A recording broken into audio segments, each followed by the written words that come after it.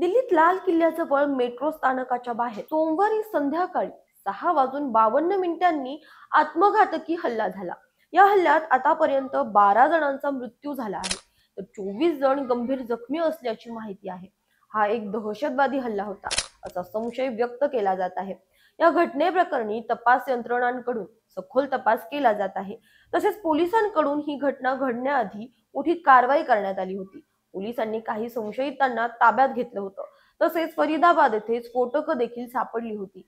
या प्रकरणी तपास यंत्रणांनी तपास केला असता धक्कादायक माहिती समोर आली आहे। नमस्कार, मी अंजली आपलं स्वागत करते पोलखोल मध्ये। दिल्लीच्या फरीदाबाद मध्ये बॉम्ब बनवण्याची फॅक्टरी होती असं वृत्त एका वृत्तवाहिनीच्या सूत्रांच्या हवाल्याने दिलं आहे। तसेच स्फोटासाठी वापरले जाणारे अमोनियम नायट्रेटचं गोडाऊनही याच फरीदाबाद मध्ये होतं अशी देखील माहिती सूत्रांकडून मिळाली आहे। या प्रकरणातला मुख्य आरोपी डॉक्टर उमर मोहम्मद असल्याची माहिती समोर आली आहे। उमर मोहम्मद फरीदाबाद मध्ये राहून डॉक्टर म्हणून प्रॅक्टिसही करायचा आणि दुसरीकडे बॉम्ब बनवण्याची फॅक्टरी देखील चालवायचा। तो दहशतवादी कारवायांचा कट आखायचा। त्याच्या बॉम्बच्या फॅक्टरी पर्यंत तपास यंत्रणा पोहोचल्यानंतर मोठा कट उधळला गेला। तसेच उपरने अमोनियम नायट्रेटचं गोडाऊनही फरीदाबाद मध्ये बनवलं होतं असं तपासात समोर आल्याचं सूत्रांचं म्हणणं आहे। डॉक्टर उमर मोहम्मद हा काश्मीर येथून आला होता।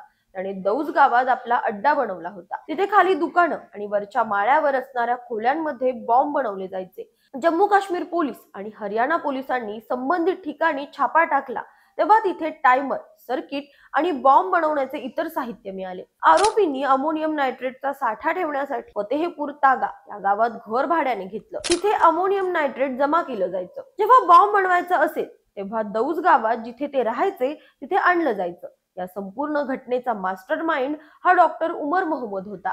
त्याच्यासोबत मुझम्मिल आणि इरफान ही दोन डॉक्टर देखील होते। या प्रकरणात पोलिसांच्या समोर काही महत्त्वाचे प्रश्न उभे राहिले आहेत। आरोपी डॉक्टर उमर मोहम्मद हा स्वतः बॉम्ब बनवण्याचं जाणत होता।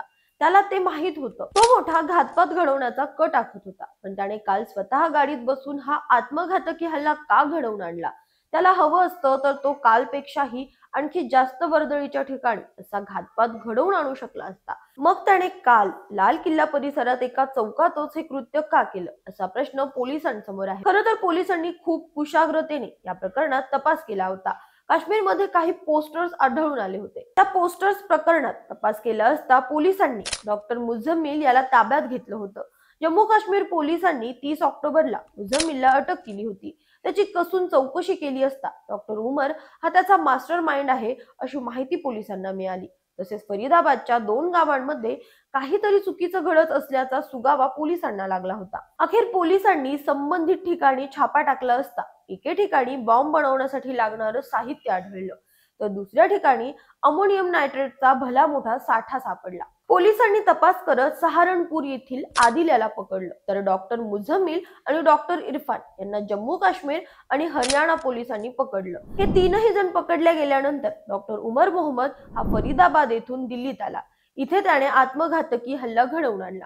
या हल्ल्याचं षडयंत्र 2021 पासून सुरू झालं होतं अशी माहिती आतापर्यंत तपासात समोर आली आहे। आता आरोपींच्या टार्गेटवर आणखी काय काय होतं त्याबाबतही माहिती गोळा करणं तपास यंत्रणांपुढे आव्हान आहे। तसेच या प्रकरणातील आरोपींचा एक साथीदार हा फरार असल्याचं देखील समोर येतंय। त्याचा देखील शोध सुरू आहे। तुम्हाला या प्रकरणाबद्दल काय वाटतं? तुमच्या प्रतिक्रिया कमेंट्स मध्ये नक्की कळवा। अशाच माहितीपूर्वक व्हिडिओसाठी आमच्या चॅनलला लाईक, सबस्क्राईब आणि शेअर करा।